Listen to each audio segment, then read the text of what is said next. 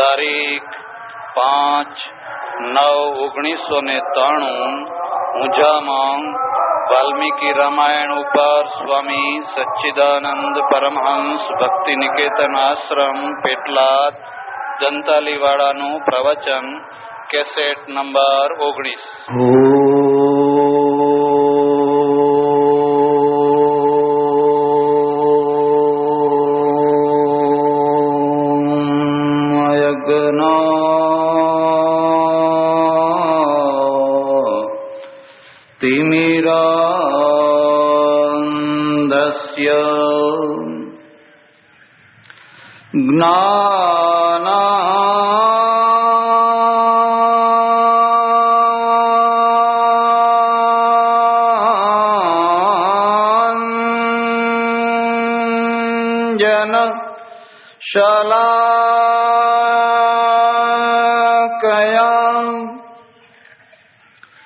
चक्षुरुन्मीलितं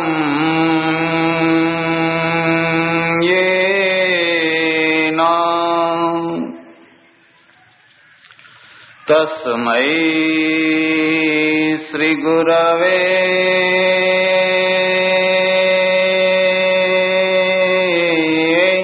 नमः।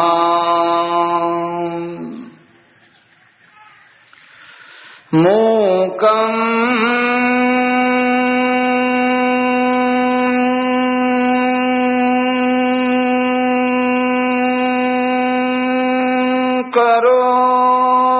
करोति वाचालं पंगुं लंघयते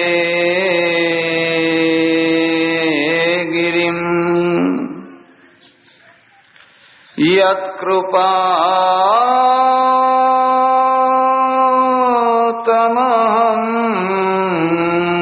वन्दे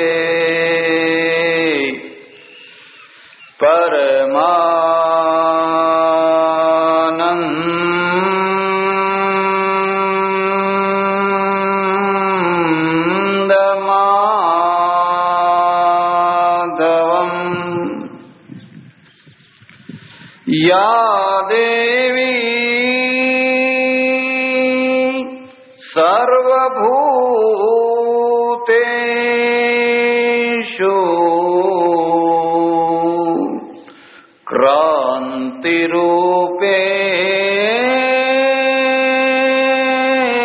क्रान्तिरूपेण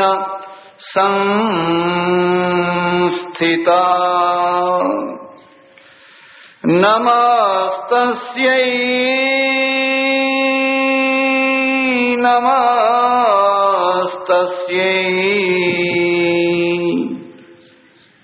नमस्तस्यै नमो नमः। अम्बे मात की, उमिया मात की, सद्गुरु देव की। नमः पार्वती पते हर हर महादेव हर। माताओ, बहनो અને ધર્માભિલાષી સજ્જનો,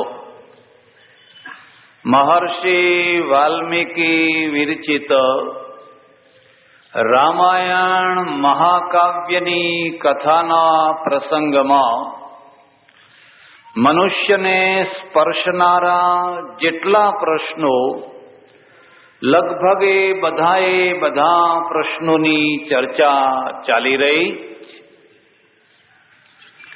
રામાયણ બહુ પ્રાચીન કાળથી વ્યક્તિનું, સમાજનું, રાષ્ટ્રનું અને સૌનું ઘડતર કરતી આવનારો ગ્રંથ છે। જરા ધ્યાન દો, દરેકને ઘડાવવું પડતું હોય છે.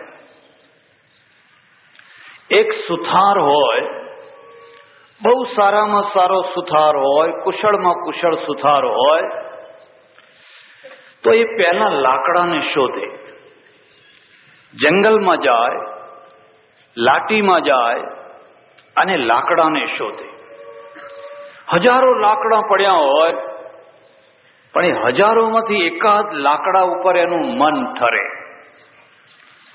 જે લાકડા ઉપર મન ઠર્યું હોય પછી એને છોલે, વેરે, છોલે, પછી રંધો લગાવે, પછી એના ઘાટ ઘડે, પછી એમાંથી કોઈ વસ્તુ બનાવે, પછી એના ઉપર પોલિશ કરે.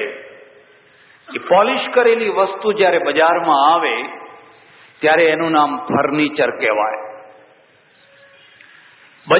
જંગલમાં ફર્નિચર તૈયાર નથી થતું, જંગલમાં લાકડું તૈયાર થાય છે.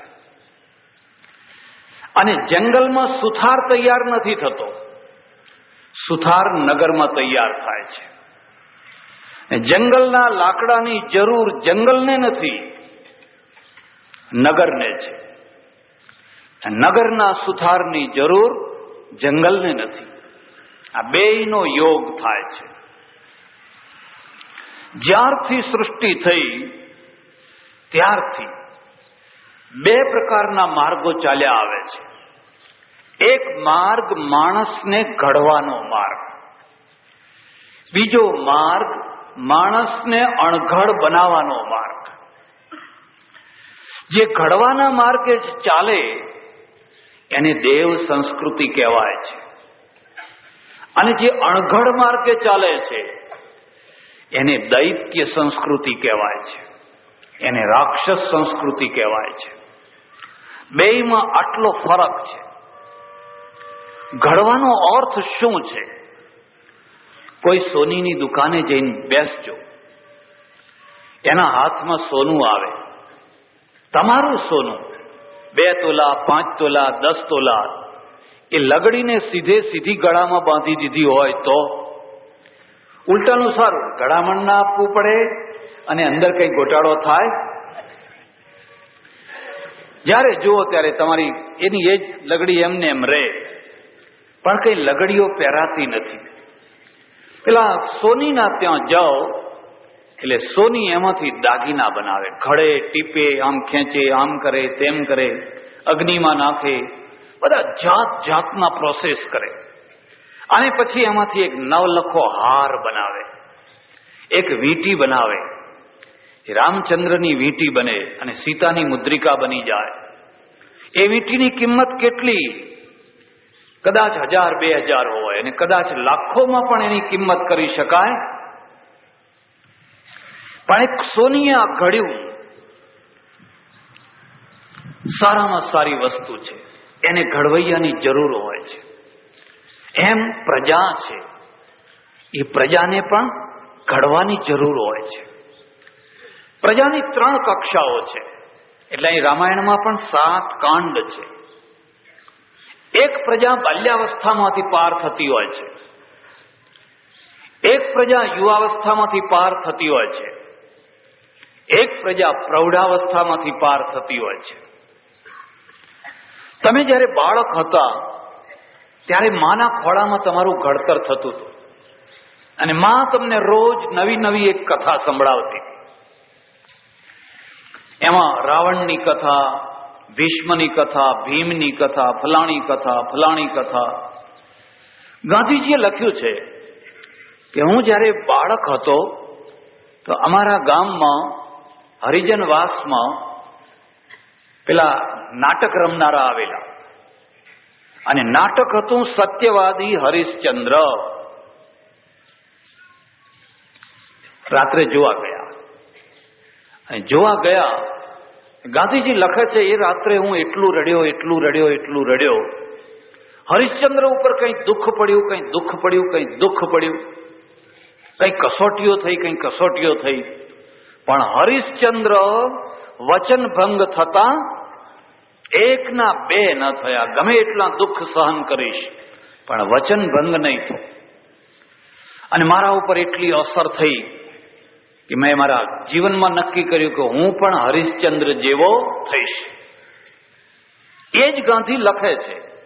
હવે જ્યારે હું પ્રૌઢાવસ્થાએ પહોંચ્યો છું ત્યારે મને ખબર છે કે આ હરિશ્ચંદ્રની આખી કથા કાલ્પનિક છે. એમાં બૌદ્ધિક અંશ થોડો છે અને ભાવનાત્મક અંશ વધારે છે.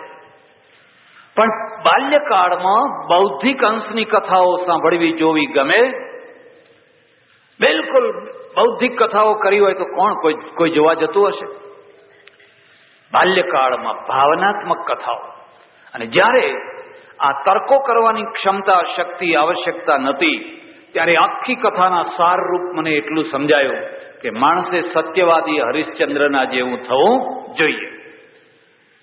ગાંધીજીએ લખ્યું, મારા જીવનમાં સત્યનું ઘડતર કરનાર પહેલો કોઈ પ્રસંગ હોય, પ્રેરણા બળ હોય તો એ હરિજનોના મોહલ્લામાં જોયેલું સત્યવાદી હરિશ્ચંદ્રનું નાટક. કારણ કે પ્રજા બાલ્યકાળમાંથી પાર થઈ રહી છે. પણ એ જ નાટક હવે ગાંધીજીને 50-55 વર્ષે બતાવો તો મજા ના આવે. પછી રસ આવે. કેમ? પાત્ર બદલાઈ ગયું. પાત્ર બદલાઈ ગયું એટલે નાટકે બદલવું પડે. અને પાત્ર બદલાયા પછી પણ જો તમે નાટક ન બદલો તો એમાં સૂટ ના થાય. બંનેને એકબીજાને બંધ બેસતું આવે. એટલે ઘડતર છે એક બાલ્યકાળનું ઘડતર હોય છે. અને બાલ્યકાળનું ઘડતર બહુ પ્રબળ હોય છે. આ રામાયણ સાંભળીને, વાંચીને, એનું નાટક જોઈને, રામલીલા જોઈને આ દેશના હજારો હજારો હજારો લાખો લાખો લાખો બાળકોએ, યુવાનોએ મનોમન નક્કી કર્યું હશે કે જિંદગીમાં રામ જેવા એક પત્ની વ્રતનું પાલન કરનારા થઈશું. અને હજારો યુવતીઓએ મનોમન નક્કી કર્યું હશે કે સીતાજીએ જેમ એક પતિવ્રતા ધર્મનું પાલન કર્યું એમ અમે પણ એક પતિવ્રતા ધર્મનું પાલન કરીશું. એ વાત જુદી છે કે આગળ એ સિદ્ધાંત એ બધું રહી શકે કે ના રહી શકે એ અલગ વાત છે. પણ આ પ્રેરણા મલોત ક્યાંથી? જો આ ગ્રંથ ન હોત તો આ પ્રેરણા બીજી જગ્યાએથી મળવાની ક્યાંથી હતી? એ ઘડતર થયું. અને એ ઘડતરના પરિણામે હજારોની લાખો સ્ત્રીઓ અને લાખો પુરુષો આખી જિંદગી પાર પાડી શક્યા. આખી જિંદગી પાર પાડી દીધી. કારણ કે પ્રેરક બળ, ઘડતર બળ આ રામાયણ હતું. જો આ પ્રેરક બળ ન મળ્યું હોત, જો આ ઘડતર બળ ન મળ્યું હોત તો તમારા પતિ પત્નીના સંબંધો દિવસમાં 3 વાર તૂટી જાય. અઠવાડિયામાં નહીં, મહિનામાં નહીં, દિવસમાં 3 વાર તૂટી જાય. અને 3 વાર તમે એકબીજાને કહો લે ત્યારે આ પડ્યું તારું, હું આ હેડી કે હું આ હેડ્યો. પણ ગમે એટલા ઝઘડા થયા પછી, ગમે એટલું ખટપટ થયા પછી પણ આ ગાંઠ છૂટતી કેમ નથી? આ ગાંઠ તૂટતી કેમ નથી? કારણ કે એવી રીતે એને ઘડતરમાં મૂકેલી છે એટલા માટે. એટલે રામાયણ છે એ રામાયણ પ્રજા જીવનના ઘડતરનું કામ કરનારો એક ગ્રંથ છે. મહાકાવ્ય, પછી ધર્મગ્રંથ બન્યો, પ્રેરણા આપનારો બન્યો. અમારે ત્યાં એવી માન્યતા છે કે આ જે ઘડતર થતું હોય છે એ 3 રીતે થતું હોય છે. લખવું હોય તો લખી લેજો. રાજ સંમિત, મિત્ર સંમિત અને કાંતા સંમિત. રાજા આદેશ આપીને ઘડતર કરે. દારૂબંધી, બિલકુલ કોઈએ દારૂ પીવાનો, આ રાજ આજ્ઞા થઈ. ડાબા હાથે ચાલવાનું, જમણા હાથે ના ચલાય, આ રાજ આજ્ઞા થઈ, આ રાજ વ્યવસ્થા થઈ. પણ એકલી રાજ વ્યવસ્થાથી કઈ થતું? દારૂબંધી તો છે જ નહીં. ઊંઝામાં તો બહુ જોરદાર દારૂબંધી ચાલે છે. તમે ચારે ખૂણે ગમે ત્યાં ફરી જુઓ, કોઈ જગ્યાએ તમે, અરે ઊંઝામાં નહીં, આખી દુનિયા, આખા ગુજરાતમાં. કેમ? કારણ કે રાજ સંમિત જે ઘડતર છે એ રાજાના તેજથી ચાલતું હોય છે. અને રાજા જ્યારે તેજ વિનાનો થઈ જાય એટલે રાજાના આદેશ પણ તેજ વિનાના. પ્રજા ભલે તેજસ્વી ના રહે પણ રાજા તેજસ્વી રહેવો જોઈએ. રાજા તેજસ્વી હશે તો આજ નહીં તો કાલ પ્રજા તેજસ્વી થશે. પણ રાજાએ તેજ ખોઈ દીધું. કેમ ખોઈ દીધું? શું કર્યું? કોણે કંઈ કર્યું? કેવી રીતે ખોઈ દીધું? રાજાનું તેજ કેવી રીતે ખોઈ જાય? તમે જાણતા હશો કેવી રીતે ખોઈ જાય. રાજા જ્યારે લોભિયો, લાલચી, લંપટ, છેતરનારો, લુચ્ચો, લફંગો, ઠગનારો, નાની નાની બાબતમાં નીચે પડનારો, હવે રાજાનું તેજ રહેતું હશે? તો આ રામની કથા એમને એમ નથી લખાઈ. રામના ચહેરાના પાછળ એક તેજનું વર્તુળ છે. એટલે એક રાજ સંમિત ઘડતર છે, પણ છતાંય એની જરૂર છે. રાજા પ્રજાને ઘડતો હોય છે, પછી મિત્ર ઘડતો હોય છે, જેની સાથે તમને ભાઈબંધી થઈ, એ તમારો આકાર આપતો હોય છે. એ ધારે તો તમને રૂપનો અંબાર બનાવી દે, અને એ ધારે તો તમને બેડોળમાં બેડોળ બનાવી દે, કદરૂપો બનાવી દે. મિત્ર છે. જ્યારે તમે બે જણા મિત્રો થાવ છો ત્યારે એટલું જોઈ લેવાનું કે તમારા મિત્રનો તમારા ઉપર પ્રભાવ છે કે તમારો એના ઉપર પ્રભાવ છે. તમારા કરતા સવાયા માણસને મિત્ર બનાવ્યો છે કે તમારા કરતા નવટાંકિયાને મિત્ર બનાવ્યો છે. તમે શેરના હો અને તમારો મિત્ર નવટાંકિયો હોય તો એટલું યાદ રાખજો, એ તમારું ઘડતર નહીં કરી શકે, એ ખુશામત કરશે. નવટાંકિયાનું કામ જ એ છે. એ માત્ર તમારા વખાણ કરશે, ખુશામત કરશે. મિત્ર શું કરે છે? રામાયણ લખે છે, કુપથ નિવારી સુપંથ ચલાવા, ગુણ પ્રગટે અવગુણ હી દુરાવા. મિત્ર જો ખોટા માર્ગે ચાલતો હોય તો એનું નિવારણ કરે. આપણાથી આ રસ્તે ના જવાય. સુપંથ ચલાવવા, અને સારા માર્ગે ચલાવે. જો આપણે આ રસ્તે ચાલવાનું છે. ગુણ પ્રગટે, એના અંદર ગુણને પ્રગટવા દે. અવગુણ હી દુરાવા, અને એનામાં કોઈ દોષ હોય તો એ ધીરે ધીરે ધીરે ધીરે એના દોષોને દૂર કરે. શું બીડી પી કરે છે? બીડી છોડી દે, બીડી છોડી દે. હવે પેલો ના પીતો હોય ને તો કે પીને હવે શું આવો વેદિયા જેવો છે, આવો તું તો આવો ના આવો ક્યાં સુધી રહીશ? આ મિત્ર ઘડતર કરતો હોય છે. અને ત્રીજો જે ઘડતર છે કાંતા સંમિત છે. કાંતા સંમિતનો અર્થ શું થાય છે? પત્ની એ તમને કશું કહેતી નથી, પણ એના જે હાવભાવ છે, એનો જે પ્રેમ છે, એ તમને એ જગ્યાએ લઈ જાય છે. તમારી પાસેથી એ કામ કરાવી લે છે. તમને એ કામ કરવાનું મન થાય છે.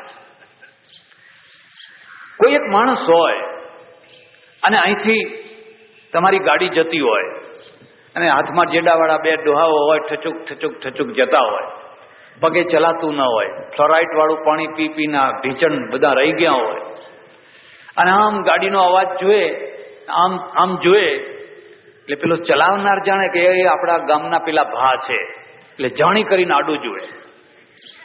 જાણી કરી પછી નજર મળશે તો ઊભી રાખવી પડશે, એટલે જાણી કરીને આડું જુએ, સડસડાટ ગાડી ચલાવી નાખે.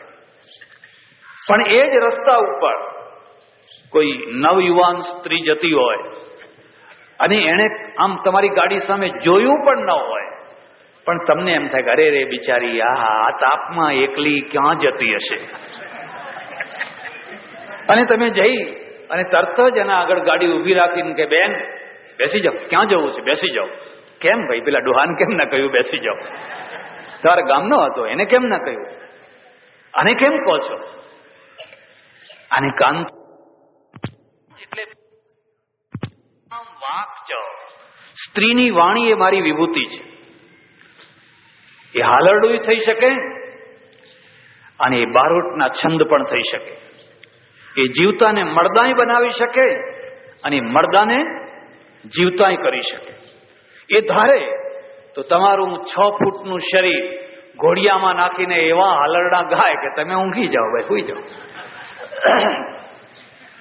મીઠા હાલરડા એવા ગાય કે તમને 6 ફૂટના શરીર વાળાને બસ 2 વર્ષના બનાવી દે, 1.5 વર્ષના બાબલા જેવા બનાવી દે. હલો લોલો હાલ હાલ, જરાક આમ ઊંચા થક સુઈ જાઓ સુઈ જાઓ સુઈ જાઓ તો સુઈ જાય. એની એ સ્ત્રી મરદા જેવા માણસો હોય એ મરદા જેવા માણસોને બેઠા કરે, ઊભા કરે. એનામાં એ શક્તિ છે, એ ધારે જ એ કરી શકે. કોઈ વાર ફ્રાન્સ જાઓ, પેરિસમાં એક બહુ સુંદર સ્ટેચ્યુ છે, સોનાનું બનાવેલું, જોન ઓફ આર્ક. તમે નામ સાંભળ્યું હશે. ફ્રાન્સની પ્રજા વિલાસી બહુ. જર્મનો વિલાસી નહીં, અંગ્રેજો વિલાસી નહીં. અંગ્રેજો ખટપટિયા બહુ, અને જર્મનો છે ને એ વૈજ્ઞાનિક બહુ. જર્મનનું માઇન્ડ પ્રયોગશાળામાં અને અંગ્રેજનું માઇન્ડ છે એ ખટપટમાં. અને ફ્રાન્સીસી છે એનું માઇન્ડ છે ને એ તેલ, સુગંધ, અત્તર, આમ સૂંઘે, આમ કાનમાં આમ લગાવે એમાં બસ. આ પ્રજાનું ઘડતર છે. પ્રજા જેવી હોય એવા પરિણામ ભોગવે. એટલે ફ્રાન્સને બહુ માર ખાવો પડ્યો. જર્મનોએ કેટલી વાર માર્યા ફ્રાન્સિસીઓને. એટલે જ્યારે જર્મનો ચડી આવ્યા અને લશ્કર ભાગમ ભાગ કરવા લાગ્યું. એવું કહેવાય છે કે પેરિસની ગલીઓમાં રોડ ઉપર પ્રજા ઉતરી આવી ભાગવા માટે. લશ્કર તૈયાર હતો, પણ પ્રજા એવી વિકણ હતી ને, બસ જે રિક્ષા મળે, જે સ્કૂટર મળે, જે ગાડું મળે, ઊંટલારી તો ઊંટલારી, પણ ભાગો ભાગો. લશ્કર જઈ ન શક્યું આગળ. એટલે પેલા જર્મનો ફાવી ગયા. લશ્કર ભાગવા માંડેલો ત્યારે આ 17 વર્ષની ખેડૂતની દીકરી એને જોયું કે મારા દેશના સૈનિકો ભાગી રહ્યા છે. જેમ કૂતરા ભાગે એવી રીતે પૂંછડા એમ કરી દબાવીને ભાગી રહ્યા છે. અને એને તરાપ મારીને એક સૈનિકનો ઘોડો લઈ લીધો અને એના ઘોડા ઉપર એ ચડી ગઈ. ઘોડાને દોડાવીને આગળ ફરી વળી, અને આગળ ફરી વળીને ઊભી રહી ગઈ. બાયલાઓ, લો ચૂડીઓ પહેરો, હાથમાં તલવાર અને રણચંડીનું રૂપ. તમને શરમ નથી આવતી? તમે માનું દૂધ લજાવો છો, તમે ફલાણું કરો છો.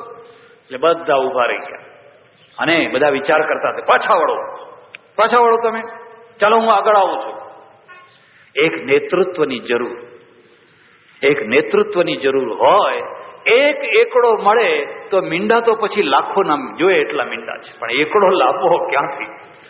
પણ જો એક એકડો ગાયબ થઈ જાય, હવે આ મીંડાને કરવા શું? આ પણ એકડે ગમે એટલા ચડાવે રાખો, એના આગળ એક એકડો જોઈએ.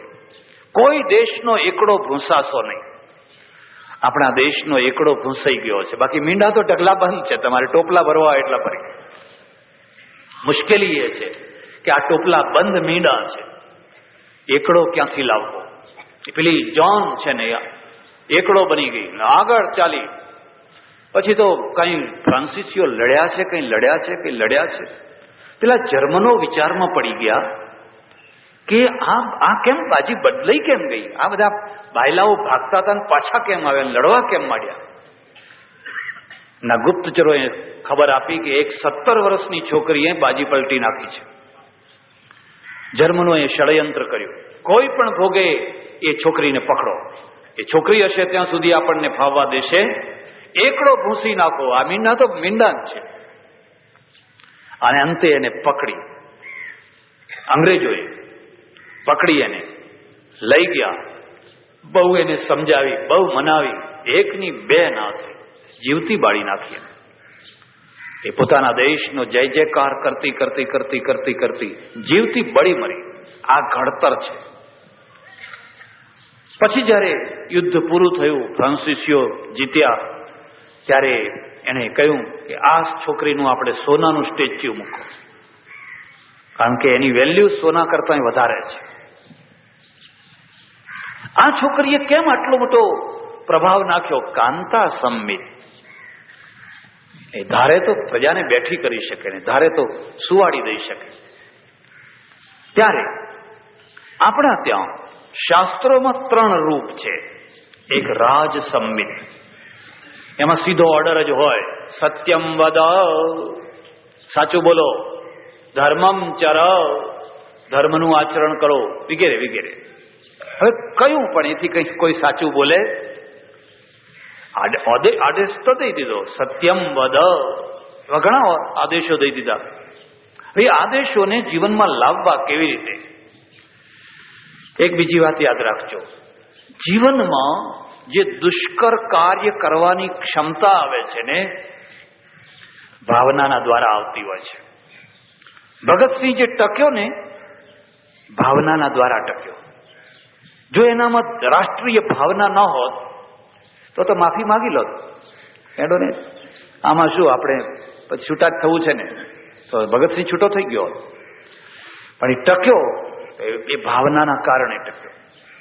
એમ 3 કક્ષાના આદેશો ઘડતરો હોય છે. એકે કહી દીધું, સત્યમ વદ, ધર્મમ ચર, અતિથિ દેવો ભવ. કોઈ અતિથિ આવે એને દેવ માનીને એને જમાડો, આ તો કહી દીધું. પણ પાળે કોણ, કેવી રીતે પાળે? એટલે પછી એની ભાવના ઊભી કરવા માટે આખ્યાનો મૂકવામાં આવે, આખ્યાયિકાઓ. આખ્યાયિકાઓ ઐતિહાસિક હોય એવું નહીં માની લેવાનું, એના અક્ષરે અક્ષર સાચા હોય એવું નહીં માની લેવાનું. પણ એમાંથી એક શક્તિ ઊભી થાય, શેઠ સગાડસા, ખરું ને? બસ નિયમ લીધો, સાધુને જમાડીને જમશું, સાધુને જમાડ્યા વિના નહીં જમીએ. બસ આ એક નિયમ લઈ લીધો. એક નિયમ તમને જે સાદામાં સાદો લાગે એ લો, બીજું કશું ન સૂજે તો કીડિયા નગરા પૂરશું, તુલસીને પાણી પાશું, એક ઝાડને પાણી પાશું. અમારે ત્યાં કેટલાય સાંજે 8-10 યુવાનો આવે છે, રોજ નિયમથી બધા ઝાડોને પાણી પાય છે, એટલી સરસ સેવા કરે છે. એક નિયમ લઈ લો અને પછી તમે જુઓ. અને નિયમ એટલે નિયમો, જેણે રાખી ટેક એને મળ્યા અનેક. એવું કહેવાય છે કે આ ઊંઝા જેવું ગામ નદીના કિનારે વસેલું, સરસ્વતી જેવી નદી, અને નદીના સામા કિનારે એક માતાની ડેરી, એક પટેલ છે ને, રોજ સાંજ પડે ને આટલું ઘી ને એક દિવેટ લઈ અને ત્યાં દીવો કરવા જાય. નદી ઉતરીને, એટલે બહુ પાણી નહીં, પગે ચાલીને જાય, દીવો કરે, હાથ જોડે, પ્રાર્થના કરે, 5 મિનિટ બેસીને આવતો રહે. હવે એ જ ગામમાં એક બીજો એવો માણસ કે એ પણ એની પાછળ પાછળ સંતાતો જાય, અને પેલો જ્યાં દીવો કરીને પાછો વળે એટલે ફૂંક મારીને ઓલવી નાખે. બસ એનું કામ ફૂંક મારીને ઓલવી નાખવાનું. કેટલાક લોકો દીવા કરવા જન્મ્યા હોય છે અને કેટલાક લોકો દીવા ઓલવવા જન્મ્યા હોય છે. અને અમારા એક મહાત્મા હતા, અભણ મહાત્મા હતા, બહુ સારા હતા, પણ એ મને કહેતા કે જે દીવા કરે એના દીવા થાય અને જે દીવા ઓલવે એના દીવા ના થાય. હવે બધું એવું ઘણા ટાઈમ સુધી આ બેયનું કામ ચાલે. પેલો દીવો કરે, પેલો ઓલવી નાખે. એના ગયા પછી એકવાર વરસાદ પડ્યો, નદી 2 કાંઠે ભરપૂર આવેલી, પેલો દીવો અને છાલીઓ ને બધું લઈને આવ્યો અને આ નદીનું પાણી જોયું, એની હિંમત ના ચાલી. માતાને કહ્યું, જય મારી માડી, અહીંથી જ માની લેજે એમ. ઘેર પાછો વળી ગયો. પેલો જે ઓલવનારો છે ને એ નદીમાં પડ્યો, એમ કે પડ્યો, પેલા કિનારે નીકળ્યો અને જઈને પેલા ડેરીમાં જઈને જુએ તો દીવો બીવો કઈ, અને એને ફાળ પડી ગઈ, આજ દીવો કરવા ના આવે, બાકી આજે મારે તો ઓલવવો જ તો. એમ માતા પ્રગટ થઈ, બોલ બેટા માગ, તારે જે જુએ એ હું તને આપવા તૈયાર છું, માગ. અરે અરે માં, મને? મેં તો તમારા દીવા ઓલવ્યા છે. તો તમે ભૂલી ગયા, તમારે વરદાન આપવું હોય તો પેલાને આપો જેને દીવા કર્યા. પણ કે ના, તે ટેક રાખી, પેલાએ ટેક તોડી, અને હું ટેકના દીવાને માનું છું, પેલા દીવાને માનતી. ટેકના દીવો કોઈ દીવો નથી, એટલે હું આ ટેકના દીવાને માનું છું. વિસનગરમાં એક સજ્જને મને પૂછેલું, મહારાજ અમે રાત્રે આખ્યાન જોવા ગયા, સગાળસા શેઠનું આખ્યાન, મને તો જરાય ના ગમ્યું. એમ કે આટલો ભગવાન ક્રૂર હોય, આટલી હદ સુધી તો કસાઈ પણ ક્રૂર ન હોય. અને નિયમ લીધો અને પછી 7 દિવસની એલી થઈ, કોઈ સાધુ જ ના મળ્યા. એટલે શેઠ ના ખાય, શેઠ ના ખાય એટલે શેઠાણી ના ખાય, અને શેઠાણી ના ખાય એટલે પેલો છોકરોય ના ખાય, કેલૈયોય ના ખાય. અને 7 દિવસના ઉપવાસ થયા. પેલો શેઠ રોજ નીકળે પણ કોઈ સાધુ ના મળે. પછી 7મા દિવસે એક સાધુ મળ્યા, અઘોરી બાવા, માખીઓ માખીઓ બણબણ બણબણ બણબણ, આમ રક્તપિત્ત ને એવું બધું. એને કહ્યું, બાપુ મારે ઘેર જમવા આવશો? તો કે આવીએ, તો અમારું મન ભાવે એવું ભોજન જમાડો તો આવીએ. કે તમે જે કહેશો એ જમાડીશ, અમે પગે ચાલીને નહીં આવીએ, અમને તો ઉપાડીને લઈ જવા પડશે. એટલે પેલી શેઠાણી છે ને, એ ટોપલો લઈને આવીને એ ટોપલામાં એને બેસાડ્યા. તે ઉપરથી બધું રકત પડે એટલે એના મોઢા ઉપર. કોઈ હોય તો ટોપલો ફેંકી દે, હું તમારો આ ધર્મ, હું આ નિયમ, મારે આ જોઈતો. આમ લુકતી જાય ને ઘેર લાવીને એમને બેસાડ્યા. રસોઈ બનાવી, દાળ ભાત લાડુ શાક બધું પીરસ્યું. નહીં, આ નહીં, અમે તો અઘોરી છીએ, અમારે તો માંસની રસોઈ જોઈએ. અને આ વાણીઓ ધર્મ સંકટ, સગાળસા શેઠ, હવે શું કરવું? આનું નામ ધર્મ સંકટ કહેવાય. ધર્મ આમ કહેતો હોય ને બીજો ધર્મ આમ કહેતો હોય, અને એને હિંમત કરી, કશો વાંધો નહીં, હું અત્યારે જઉં કસાઈ ખાટકી વાળે જઉં છું અને લઈ આવું છું. તમે ગાંધીજીનું જીવન ચરિત્ર વાંચજો. ગાંધીજી બિલકુલ નિર્વ્યસની, બિલકુલ નિર્વ્યસની. પણ મોહમ્મદ અલી જીન્ના ને જ્યારે મળવા માટે લંડનમાં બોલાવ્યા, એમના ઉતારે પોતાની જાતે જઈને વિસ્કી એમને પીવડાવે, પોતાની જાતે.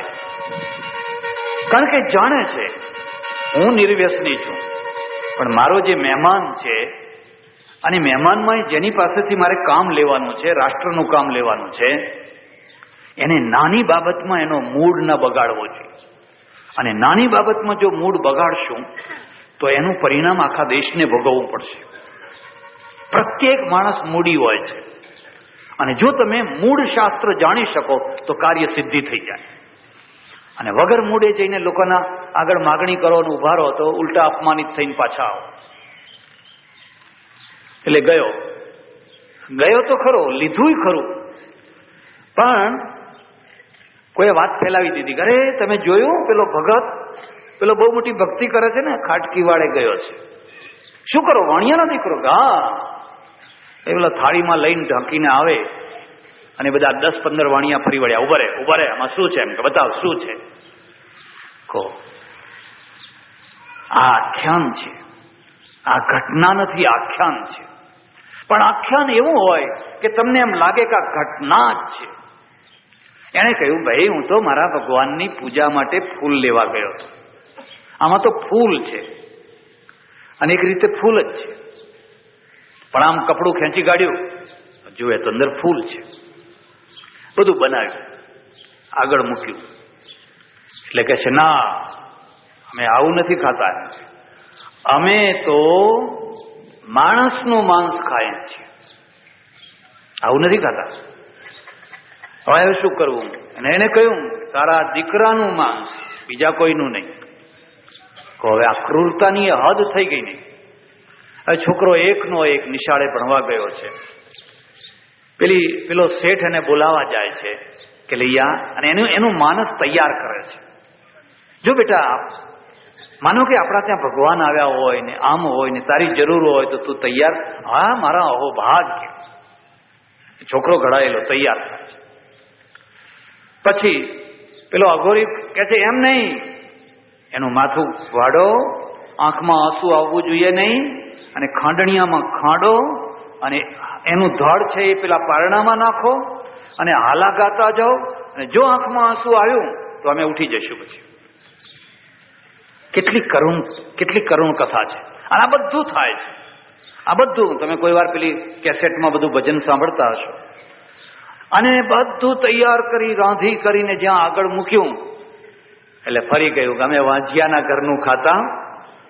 તારો છોકરો એકનો મરી ગયો, હવે તો કોઈ રહ્યું નહીં, હવે વાંજિયાના ઘરનું ખાતા નથી. હવે કેટલો ગુસ્સો કેટલો આવે, કેટલી રીસ ચડે. એ સાધુને જીવ તો જવા દે ખરો. અને તે છતાં આ પતિ પત્ની બંને કહે છે, બાપુ તો હવે શું કરીએ, કટાર લઈને અમે તો મરવાના દિવસ આવ્યા. ત્યારે એ કહે છે, સુખાંત નાટક એને કહેવાય, જા બૂમ પાડ. અરે પણ શું બૂમ પાડે, કેલૈયાને તો ખાંડી નાખ્યો, પણ હું કહું છું તું બૂમ પાડ. અને પછી એ દરવાજે જઈને બૂમ પાડે છે, કેલૈયા ઓ કેલૈયા ઓ કેલૈયા. એને ખબર છે કેલૈયો તો મરી ગયો છે, પણ છતાંય પેલાના કહેવાથી બૂમ પાડે છે. અને પેલી તરફથી ખભા ઉપર દફતર લઈ અને દોડતો કેલૈયો આવે છે, બાપુ આવ્યો, બાપુ આવ્યો, બાપુ આવ્યો.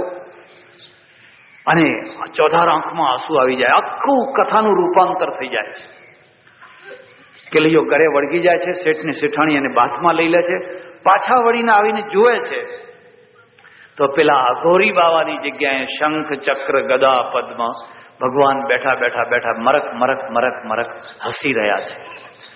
કે છે બોલ માગ, હવે તારી જે ઈચ્છા હોય એ માગ.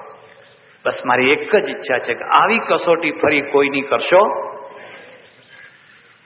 અમે પામર જીવ, અમારી તાકાત કેટલી, અમારી હિંમત કેટલી. અહીં તો એક વાર જો ભેંસ દોવા ના દે, ખાલી એક જ વાર ભેંસ દોવા ના દે તો તરત જ એનું જે દેવસ્થાન હોય ને એને ધમકી આપે કે આ દીવોને ધૂપ કરીએ છીએ તો પછી બંધ કરી દઈશું એમ. મને કે આટલી ક્રૂરતા ભગવાનનો હોય, આવો ભગવાન હોય, આવી કસોટી હોય? ન હોય, ન હોય. પણ દીવાદાંડી ઊંચી હોય. દીવાદાંડીના ઊંચાઈએ માણસો ના ચાલતા હોય, માણસો જમીન ઉપર ચાલતા હોય. પણ જો દીવાદાંડી એ જમીન ઉપર મૂકી હોય ને તો માણસો પછી પાતાળમાં ચાલે. માણસોને જ્યાં ચલાવવા હોય ત્યાંથી આદર્શો ઊંચા રાખવા પડે. અને આ બધું કોણ કરી શકે? સગાડશા કેમ ટકી શક્યો? ભાવનાના જોરે. અને ભાવના બહુ મોટી તાકાત ઊભી કરી શકતી હોય છે. પેલી કાંતા સંમિત જે ઘડતર છે એમાં ભાવનાની પ્રચુરતા છે. એ તમારા ઉપર પ્રેમ ભાવ એ જે કંઈક હોય એના દ્વારા તમને ઘડે. મારી સંસાર રામાયણમાં એક દાખલો, એક ઘટના, બનેલી ઘટના લખી છે. તમારી ઈચ્છા થાય તો વાંચજો. અને સાચી ઘટના લખેલી છે. દરબાર ગોપાળદાસ, દરબાર નતા, પટેલ હતા. ઘણાને ખબર નહીં હોય, અમારે ચડોતરના પટેલ. પણ સૌરાષ્ટ્રમાં એમને જાગીર મળેલી એટલે બધા દરબારોની સાથે એમનું નામ પણ દરબાર પડ્યું, દરબાર ગોપાળદાસ. અને કાઠિયાવાડમાં તો બધા દરબાર જ દરબાર, દરબાર જ દરબાર, દરબાર જ દરબાર. એટલે બહુ સારો માણસ, રાષ્ટ્રીય ચળવળમાં ભાગ લીધેલો, કેટલું મોટા એમને કામ કરેલું. હવે એમના લગ્ન થયા ભક્તિબા સાથે. ભક્તિબા સંસ્કારી ઘરની દીકરી, સ્વામિનારાયણ સંપ્રદાય, અને ઘરમાં બધા નીતિ નિયમ બહુ પડાય, આવી બહુ સંસ્કારી ઘરની દીકરી. આ દરબારને દારૂ પીવાની ટેવ, કારણ કે બીજા બધા દરબારો સાથે બેસે એટલે એવી ટેવ પડે.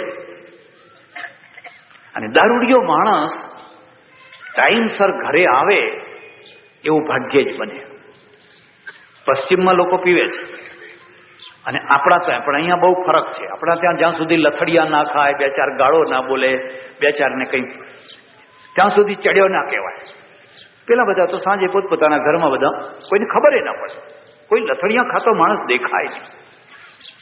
એકવાર મને એક માણસ મળેલો બેલ્જિયમમાં. હું રોડ ઉપર જાઉં અને સામેથી એ 50-52 વર્ષની ઉંમરનો માણસ આવે અને લથડિયા ખાય અને મારો હાથ પકડીને એની ભાષામાં કહે. પાછો હું સમજુ નહીં. પછી મેં કોઈને પૂછ્યું અમારા સાથે, મેં કહ્યું શું કહેવા માગે છે? કે એમ કહેવા માગે છે કે મને બહુ ચડી ગયું છે ને તું મને ઘેર મૂકી જા. મને જરા ઓવર ડ્રિંક થઈ ગયું છે ને તું મને ઘેર મૂકી જા. મેં કહું ભાઈ અમે તો બહારના માણસ છીએ, સારું થયું આટલું ચડેલામાં કહે છે ઘેર મૂકી જા.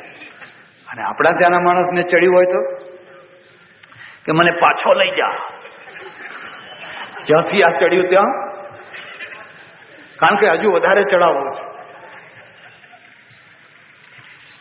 એટલે આ બાઈ આવી અને આ કેવી રીતે સહન થાય? જેણે કદી કોઈ એવી ખરાબ વાસ નહીં લીધેલી એને આ રોજનું કેવી રીતે સહન થાય? પણ પ્રેમ જીતતો હોય છે. પ્રેમ, શ્રદ્ધા, નિષ્ઠા કદી હારતા નથી હોતા. જો તમારી શ્રદ્ધા સાચી હોય, તમારો પ્રેમ સાચો હોય, તો જીવતા જીવતા એ નહીં જીતે તો મર્યા પછી પણ એનો વિજય થવાનો. ઘણા દિવસો વીતી ગયા, પેલા દરબારના મનમાં ત્રાસ છૂટ્યા. અને આ બાઈ કેવી રાત્રે 10 વાગે 11 વાગે આવે ત્યાં સુધી એ ભૂખીને ભૂખી બેસી રહે, ખાય. એને એવા પતિને પણ ખવડાવીને પછી ખાય. તો દરબારના મનમાં ત્રાસ થયો. એણે એક દિવસ કહ્યું, અરે આપણું કજોડું થઈ ગયું. તારા વર્તમાન જુદા અને મારા વર્તમાન જુદા. હવે શું કરું? મારાથી તો રહેવાતું નથી. ટાઈમ થાય એટલે મને આ વ્યસન છે ને એ પકડી લે છે. વાચસ્પતિ મિશ્ર થયા અમારે ત્યાં, અને એને વ્યાખ્યા કરી છે, વિશિન્વંતી બધ્નંતી ઇતિ વિષયા. જે બાંધી કાઢે તમને, તમારે ના બંધાવવું હોય. ઘણા લોકો કહે, મહારાજ આ તો બીડી પીવું, બાકી આપણને કઈ વ્યસન નથી, છોડી દેવી હોય તો હમણાં છોડી દો. તો હવે કોના ઉપર દયા કરવા પીવો જ ભાઈ? તો પછી હમણાં છોડી કેમ નથી દેતા? ના ના, તો કે ઠીક હવે મારા ભાઈ એમ. પછી પેલી ભક્તિબા છે ને, ભક્તિબાએ કહ્યું, તમે પીવો એમ કે, પણ મારી એક શરત માનવી પડશે. તો કે બોલ, માનીશ. આ કાંતા સંમિત, બસ મારા હાથે આપેલો પીવો, બીજા કોઈના હાથનો તમારે નહીં પીવાનો. તમે જેટલો કહેશો એટલો હું આપીશ, પણ મારા હાથનો. દરબાર કબૂલ થયા. મારે તમને છોડાવવો નથી. જ્યાં સુધી અંદરથી શક્તિ ન જાગે ત્યાં સુધી ઉપરથી તમે ગમે એટલા નિયમ લેવડાવો, એ નિયમ કઈ કામ કરે? બધા 5 માણસો ઘેરી લાવીને કે હા જળ મૂક, અને ભાઈ અહીં જળ મૂકીને હાજે જ પાછો ચાલુ કરવાનો છે. એના અંદરથી શક્તિ જાગવી જોઈએ. એટલે એને કહ્યું, ભલે કે હું તારા હાથ સિવાય હવે બીજા કોઈના હાથનો નહીં પીવું. પછી પોતે રોજ એને આપે, જેટલું કહે એટલું કુવાડી દે. પણ એ જ્યારે આપે ને ત્યારે આમ મોઢું ફેરવી લે, કારણ કે બાઈએ કોઈ દાડો આ ગંધ જોયેલી ને પેલો લે. પણ એના આ તો એક પગથિયું, તમે કોઈને એક પગથિયું ચડાવો, પછી બીજું પગથિયું આપોઆપ એને ચડવાનું મન થશે. એક પગથિયું તો ચડાવો. કેટલાક દિવસો એમ ચાલ્યું ને પછી એના મનમાં વિચાર આવ્યો, અરે રે ધિક્કાર છે મને. આ વૈષ્ણવ ભાઈ, આ બિચારી પતિવ્રતા સ્ત્રી મારા જેવા પતિતના ઘરમાં આવી અને હું એનું જીવન બગાડી રહ્યો છું. મારું મોઢું ગંધાય, મારામાં અપશબ્દો આવે, અને એના અંદરથી જે શક્તિ જાગીને કબાટમાં જેટલી બાટલીઓ પડી હતી બધી ઉપાડીને રોડ ઉપર ફેંકી દીધી, ફોડીને ફેંકી દીધી. બસ વ્યસન છૂટી ગયું. કોઈ સંતનાથી છૂટ્યું, કોઈ રામાયણ સાંભળવાથી છૂટ્યું, કોઈ રાજાએ દારૂબંધી કરી હતી એટલે છૂટ્યું. કાંતા સંમિત, એક સ્ત્રીના પ્રેમે છોડાવી. જો એ સ્ત્રીના પ્રેમમાં એટલું બધું આકર્ષણ ન હોત તો પેલો માણસ વ્યસન મુક્ત થઈ શક્યો હોત. આ સાહિત્ય છે, મહાકાવ્ય છે, અને મહાકાવ્ય છે એ કાંતા સંમિત છે. એ તમને એમ નહીં કે તમે આમ કરો, એવું નહીં કે, કોઈ દિવસ નહીં કે. અને હું એ નહીં કહું, હું એ કદી તમને એમ નહીં કહું તમે આમ કરો કે આમ ના કહો. હું તો માત્ર કથા કરીશ. જે ટપાલ ભાગમાં આવે એ લઈ જાઓ. તમારે જે તમારા નામની ટપાલ આવે એ ટપાલ તમારે લઈ લેવાની.